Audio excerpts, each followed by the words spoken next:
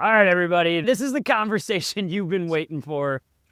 Memos, obituaries. We're not talking about a person. The hot word on the block this week in defense land has been JCIDS.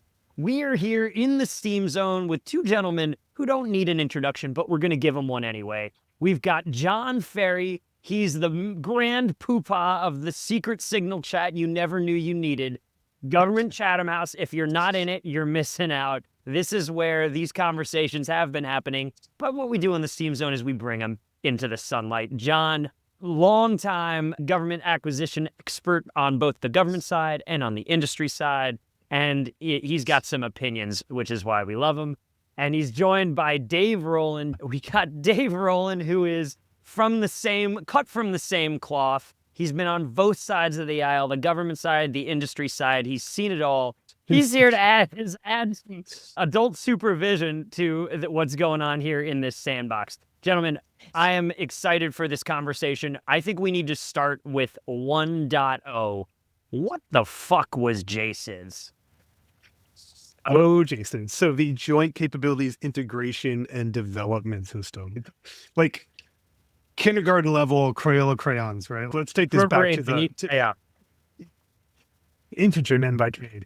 All right, so think about it this way, right? Like, why does the military buy stuff, right? Like, they don't just come up with the idea off the cuff, right? So the way this works is like, the president says, this is what we're going to do. They set that down in policy, like the National Defense Strategy. It's a strategy document, right? It says we're going to do this stuff. Here's our priorities. Very big, broad, defend against China. So that turns into a national defense strategy, right? National security strategy, national defense strategy. And that kind of says more granularly at the Pentagon level, like, these are the things we need to do so that we can support the president, right? So that's what kind of lays that down, right? So the National Defense Strategy, again, pretty broad, open document. That then goes down to the services, right? So Army, Navy, Air Force, Marine Corps, Special Operations Command, they have to go, okay, this is what the Pentagon's doing. What do we need to do to support that? That's how that whole chain comes down. And so when the services do that, they look at, what do we have, right? How many aircraft carriers do we have? How many jets do we have? Can we do things in a VDIL, communications denied environment? Are we prepared for Ukraine? All those things, right? And when they do that, they do a bunch of processes internally, but at the end of the day, they go, here's what they say we need to do what the president wants, and here's what we have.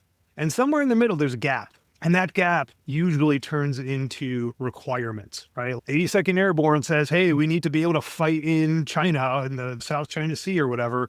And they say, hey, we can't swim to shore. We need some life rafts or something, right? So there's gaps that get identified. Usually that gets identified by forces towards the edge. Sometimes the folks who actually write those requirements are usually closer to the edge, usually closer to the formations, oftentimes in training doctrine organizations. But they say, hey, we need to do this. We don't have these materiel capabilities. So they write these documents, like capability development documents. It's like a formal thing that says, hey, we need to be able to swim. We don't have life rafts. So we need to develop these life rafts that can do this, and they can survive choppy seas. And all that stuff then goes into the JCIDS process. It's this long, drawn-out process that goes from the very nascent, hey, we need life rafts, all the way through this long procedural process to validate and develop and test and evaluate and build the budget lines for those things so they actually get created and set up, right? This is process, as it's called now, is 20 years old. I think it formally came into place in 2003, but really the underpinnings of the system have been around since McNamara in the 70s. So the underpinnings have been around for quite a while. Big blame game, right? Everyone blames JCIDS because they can't get the cool stuff that they want. It's a bit of a whipping boy, I'd say, in the acquisition community, but that's the big macro, right? It's a long process to make sure that we buy the right stuff to give forces what they need so that they can satisfy the mission that the president has given them. In layman's terms. Does that make sense? Yeah, I think so. So who do I blame for not getting money? Money's a totally different thing, dude. So there's actually 3 different pieces to this pie, and they don't really fit together all that well. So there's the JCIDS process that creates requirements. And then there's the PPB&E process, right? The planning, programming, budgeting, and execution process, which is tied in with the JCIDS process, right? They're co-aligned.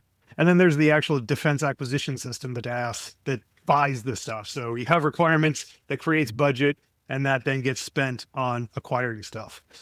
There's a bunch of different people to blame depending on who you are and what you're trying to sell. Love it. So we'll dive into the reform here in a second. Dave, bring us up to speed on, give us a little bit of flavor around what did JCIDS do well? Where did it work really well? What was it good for? And what were some of the biggest, aside from the speed, what were some of the biggest detraction points from the process? Yeah, sure. Thank you. And just throwing it back out there in here, private capacity, not as part of the United States government or any military organization, right? So what JCIDS does well, when you have that JCIDS compliant document, that's called a requirement document or a requirement. And we all get caught up like, hey, there's no requirement for that. And really what we mean is that approved document. And I say, what is that approved document? And so it's around, it keeps changing, right? But it's around 30 pages. It says words, cost, schedule, performance. And a lot of those words we can just get rid of because no one cares except for right up front. And then it says cost, the cost of one item multiplied by the costs of all items, plus some sustainment and the care and feeding of that program or record, right? And so if you're an Army and you're an Army brigade, and let's say you need 4 or 5 or 10 per Army brigade, whatever is that thing, that gun and knife or bomb or whatever, right? That means that's 1 or 5 or 10 times all the Army brigades. That's around 150. That's a lot. And generally the stuff we buy is pretty expensive. And so it's a little bit like your family budget. You take out a mortgage and you're going to finance that thing for 30 years. And once you sign up for it, you're stuck with it, right? You got your mortgage forever, or you're going to sell your house and move. Pretty big muscle movement to walk away from your mortgage. And as John said, that money comes together and it comes down. It came down to buy those 10 times 150 things over 5 or 10 years.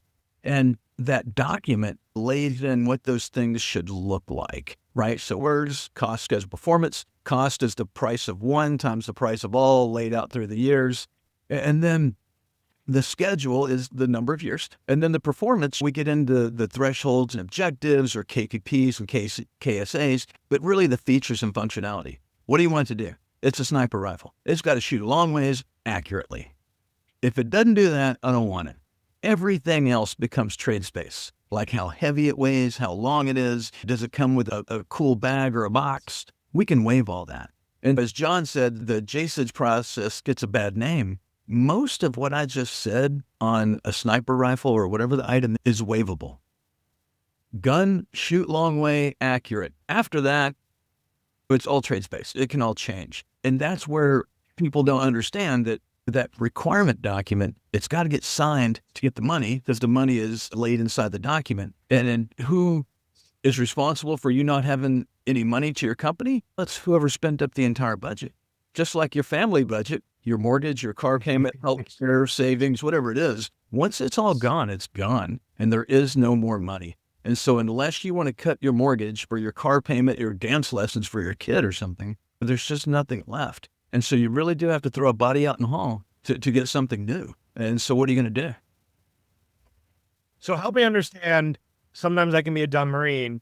Is every single item, like from the pencils I got when, in my green notebooks when I was in the Marine Corps going through this process, the tanks that the Marine Corps used to have and got rid of, the sniper rifles that the Marines had, the M16s, the M4s, or how do I think about thresholds related to JCIDS and what we're at? That's a good question. If it needs something across a lot of years and it needs some kind of logistics system specialized to maintain it, it probably has some kind of program or record. If it's a gun, a knife, a bomb, anything explodes or touches a network or talks on the radio, it's probably a program or record. And then we have different categories, acquisition categories. And so you get to the big tanks and the battleships and the airplanes. That's like an ACAT-1. And that's how important it is or how joint it is or how much money it is. And then you get all the way down to ACAT-3 and 4, which is smaller things like a small scope on a rifle. They all have that same document, but the document's just not that hard for a scope as it might be for an entire tank with 500 subsystems. What's more important is not, is it a program of record or not? It's how does it flow through? I call it the 4 mountains. Anything that you buy, whether it's a pencil or a tank, has to satisfy 4 requirements. And the government person has to climb these 4 mountains: requirement, contract, funding, and priority. And so it doesn't matter if it's a pencil or a chainsaw or a tank. There's still someone saying, I have a requirement. Someone's agreeing with that. There's still got to be some kind of contract to get it, whether you're buying it on a credit card swipe downtown at Lowe's or you're doing it through the big nasty acquisition system. And then you got to have funding. And then what's the priority of it all? Requirement contract priority. And IPs we used to buy at the end of the year in the Marine Corps all had an important requirement behind them. Well, I know I'll get into more detail. I know John's chomping at the bit here. Go for it. Yeah, I want to touch on one thing, and I'm not an apologist for process or bureaucracy, but let's put this in context, right? Like you've got, I guess, 5 services now with the Space Force, right? And if you're gonna buy a tank, notebooks are probably less a good example, but even like a sniper rifle, you're gonna buy a plane, you're gonna buy a tank, you're gonna buy whatever rubber marine craft. Like two things are pretty important to do when you're looking at the entirety of the Pentagon. One is, if I buy a thing, does that impact the other services? Am I going to try and put this new truck onto a plane and fly it to the other side of the country or the other side of the world? Because the Air Force has that job. Maybe I should talk to the Air Force about it. Maybe I should get them to weigh in and vote on the requirements that I'm stipulating before I have a vendor actually build my new truck, right? Can I fit it in the back of a C-130? Does the Air Force have enough C-130s? Do they need to buy more C-130s so that they can accommodate my new trucks? I don't know, but I'm not going to know until I ask them and they figure that out. But if I say, I need these brand new trucks, and it's going to require the Air Force to have brand new airframes, like we need to start thinking about that ahead of time, right? Or else we're going to have these brand new trucks we can't move anywhere. Kind of like the MRAPs that we had to leave in Iraq and Afghanistan because it wasn't worth bringing them back to the States, right? Like those types of things. Or if I got something that receives and transmits, like maybe it needs to interact with other radios that receive and transmit, or maybe I need to at least make sure that I'm not jamming everybody else's radios. Maybe we should think about that.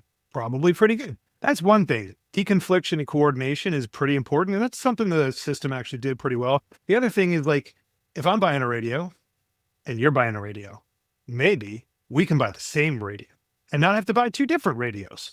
That would probably theoretically be cheaper for the taxpayer. I know we all like that. So like, maybe we should talk to each other and see whether or not we can buy 2 radios, paint one blue, paint one green, and give them to the Army and the Navy. Those are the types of things that the JROC and the JCIDS actually did kind of not bad, right? Like the deconfliction, the risk reduction, the like integration stuff. Like that's why there's 4s. Make sure we don't buy dumb stuff. Now it didn't keep us from doing that, but like at least that's how it was designed. So let's bring this up to present day. I think, John, the outcome you're vectoring at sounds like a pretty unoffensive outcome, right? Hey, let's save taxpayer money. Let's unify the equipment and the material that's being used across the joint force. Check. Got it. Where we start to get into the funny business is when you think about where we are in this moment of technological advancement, which is, hey, instead of just the big and the exquisite and the long-term planned platforms, now we're talking about lightweight, we're talking about medium, small, we're talking about UAVs, we're talking about attritable systems, things that we can get shot down or that the cost to kill is not terribly high, and so therefore we need lots of them. And by the way, we need to adapt how we make them because the enemy is going to adapt how they kill them. And so we got to do that very quickly. And so speed really becomes one of the defining features of, I don't know, modern warfare, something like that. And we get this memo out of the Secretary of Defense, Pete Hegseth's office this week. August 20th, we get a new memo focused on the joint requirements process to accelerate fielding of warfighting capability.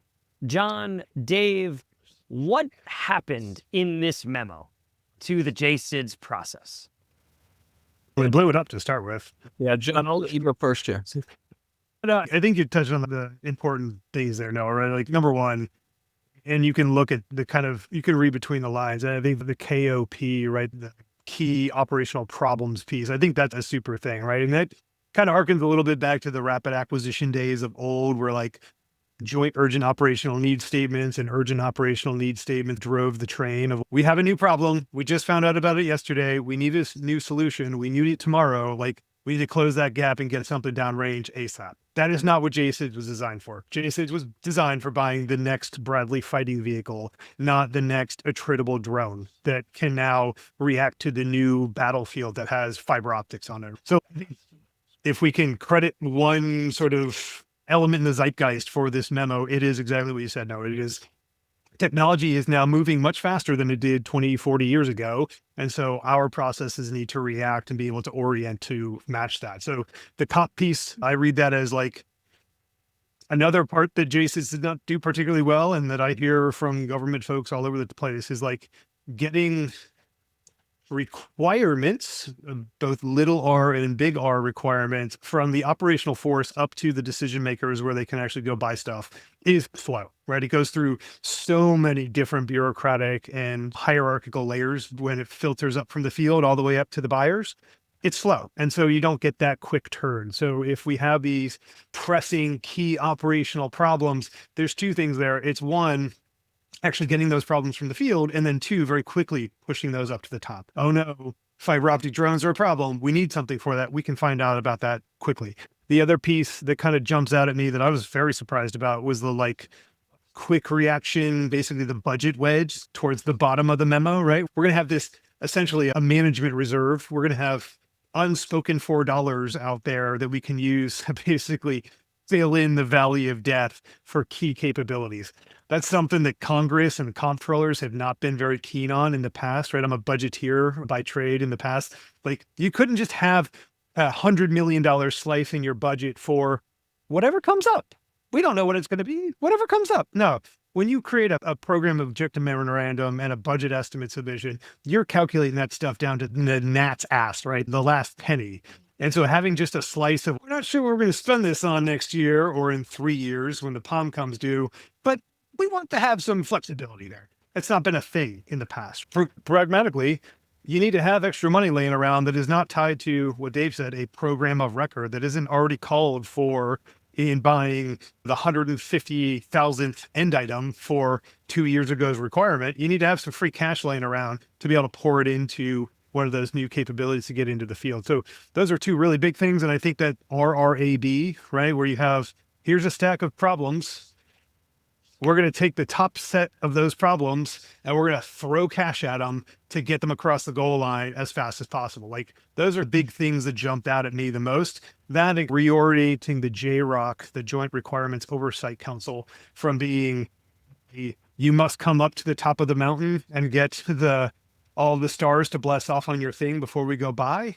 Now it's more of a coordinating body-ish rather than a must pass the check mark bucket. Those are the big things that jumped out at me. I don't know if Dave has a different take. No, I think very similar. I mean, kind of maybe new words, but different take on it. So the RRB, we replaced the JROC with another big council. And so there's going to be another knife fight for funds because we established this flexible funding or this innovation funding, or as the memo calls it, the Joint Acceleration Reserve, that management reserve. What it does not say is the DoD budget is going up. And so if you're carving out, that means you're carving something else out. This is a zero-sum game. And so are we buying less tanks, or are we going to shut down some radio program, or who's losing money? There's always a loser here. Somebody is in trouble here on the budget side. This Joint Acceleration Reserve is going to cost somebody their cash. And then that decision authority, it pulls it up to RRB, but it also pushes down a lot of decision authority to the services. So it gives them the freedom of the JROC is no longer going to be on top of them. So now the services are going to have to figure out how to do their own requirements. I think they'll be able to do that. But once again, it's going to be a new knife fight. And those services, inter-service, is going to be knife fighting for their own funds. So once again, winners and losers. And now it's just who are the power brokers. And so that's kind of like the implications for the services and the vendors. And then at the very last of it, it talked about the workforce. And something about, I expect this to free up billets or people that can be put somewhere else. And so does that mean we're about to see requirements people in the military being somehow or another rift? And it probably wouldn't be a rift, it'd probably just be a no new hire. And it would be natural attrition to where we're just naturally going to have less requirements people in our civilian force. So it'll be interesting to see how that comes out. But the bottom line of this is JCIDS is going away. But JCIDS was a disciplined, rigorous process. We now have a disciplined, rigorous process.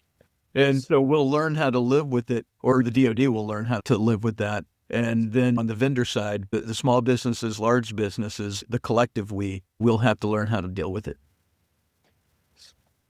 What do we see a year from now? And then what do we see 3 to 5 years from now? What are the key gates that we need to pass to success? This was a good change, or something went wrong and this is worse than we were before. What was the intent, right? The intent, I think at the bottom of the memo, it talked about accelerating capabilities to the force. And Yeah, so I we think figure out how to quantify or qualify that statement. That'll be the metric of success. Did we accelerate capability to the force? But I would also say from industry side, that big JCIDS process that lays out the funding in the JDocs and RDocs, and we put all these things together, you know that there's going to be, whatever it is, $5 million a year for this radio. And that allows the companies to stand up a workforce, to do all the things that it takes to build an industry. And if we're going to say we're going to go from shiny thing to sparkly thing to smoky thing year after year, what's that going to do and what impact will that have on our defense partners, our industry partners? Yeah, theoretically, one could assume that there would be some disruption to traditional primes, right, that have built their businesses around the sort of procedural step-by-step process, right? Because to Dave's point, like, they can't turn on and turn off an assembly line with the drop of a hat. But frankly, with those big things, like, nothing's going to change with the F-35 Joint Strike Fighter. Nothing's going to change with the Columbia-class submarine. Those big things.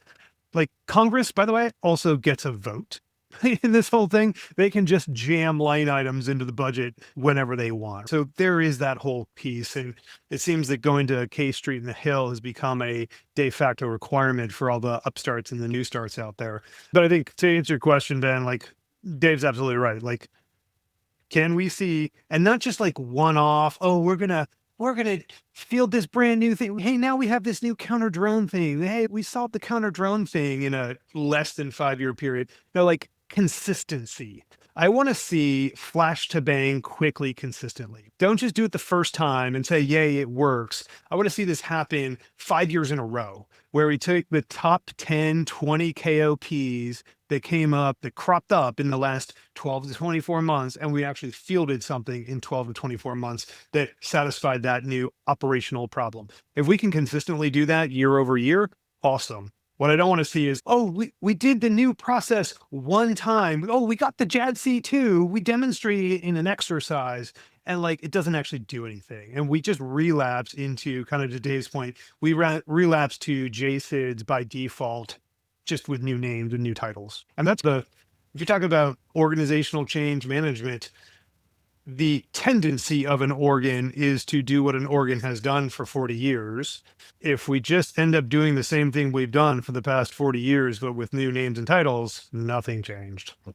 Yeah, we've got a little saying here on the Steam Zone Ben likes to repeat just about every week, which is that details matter and execution matters. And I would add a third, which is that people matter. And so as we did last week, we covered the evolution of AI in the DoD, really going back to 2014 or so. And whether it's Maven or the Jake or the CDO or Chief Data Officer, or whether it's NGA or if it's at the Chief Management Officer, now it's under R&E, we see these things getting moved around. So John, when you talk about consistency over time, that is America's Achilles heel. We live in an electoral democracy. We change our leadership every 4 years, even if we reelect somebody. A lot of shit changes. And so what remains to be seen is if you can quickly throw momentum behind a new process by the outcomes that you generate that builds the buy-in and the institutional memory that allows this thing to stick. And I think we'll see very quickly, it'll take some time, but we'll see very quickly if this is just more of the same with a new cone of paint, or if this is actually going to lead to behavior change that makes a difference.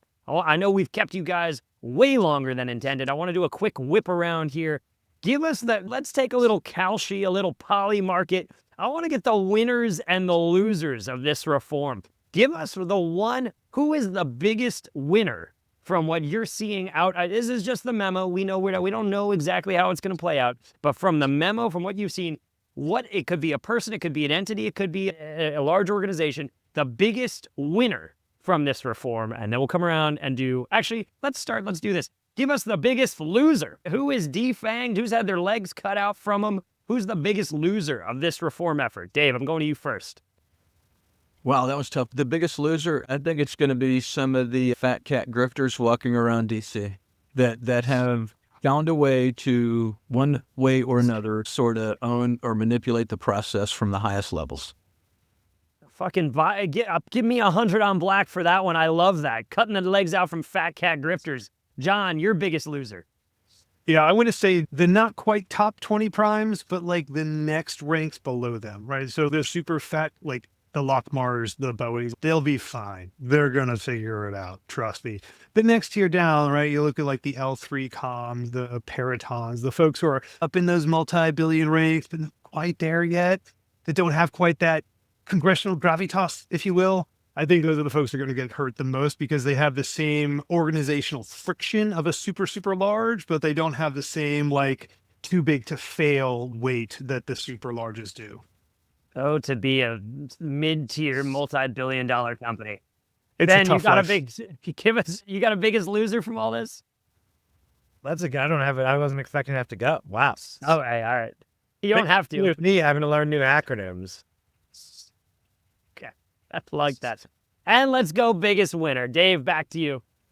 Yeah, I think maybe they don't know it yet, but I think the biggest winner is going to be the operational command at the 2-star level, the Army divisions, and that directly command the brigades. The Army or DOD may or may not have this figured out yet. I have no idea. But the ability of our senior leaders in the military has grown rapidly over the last generation. We've got some 1-star and 2-star generals out there and colonels that are starting to really get it. They really understand, and they're motivated to take on a challenge like this and provide capability for their force. I believe in them. You should believe in them too. And I think that this is going to be a good thing for Army divisions, which means the force.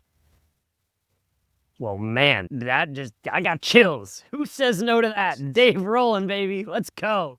John, are you as optimistic? Who's your biggest winner here? I'm not going to be nearly as who or American flag as Dave. I'll let him have all that. I think the nouveau crimes, if you will. So your Andurils, your Palantirs, the folks who have more developmental agility, but also have the ability to walk in the Pentagon and plug their words into people's ears and can promise to make this a reality and respond to these new key operational problems. Something I tell folks all the time is if you can walk into a customer and solve the problem that they don't have a solution for and make them look successful in their job, you will win and you will get the monies. And I think they are the best position. Like the smalls are going to get screwed over. I'm sorry. It's going to happen. The micros, they're going to get screwed. The VC-backed companies, I'm sorry. Like this is not a boon for you. It's not. But those like nouveau primes who are in those like top 10 ranks and are on all of the secretariat's lips, those are the folks that like this is oriented to give the senior leadership top cover to start awarding them large contracts and prove that this new process works. I love it. We got some hard truths here in the Steam Zone. Gentlemen, we're going to let you go. We'll give you the opportunity. If you have 15 seconds, we always offer this to guests. If you would like to blow off some steam, what's on your heart, what's on your mind, feel free to let it rip. Yeah. Hey, yeah, I think I showed it is I'm the eternal optimist. You can't have no in your heart. All of this is worth doing no matter which side of the table you're on. So you don't have to like it, but you got to love it. And you can't have no in your heart.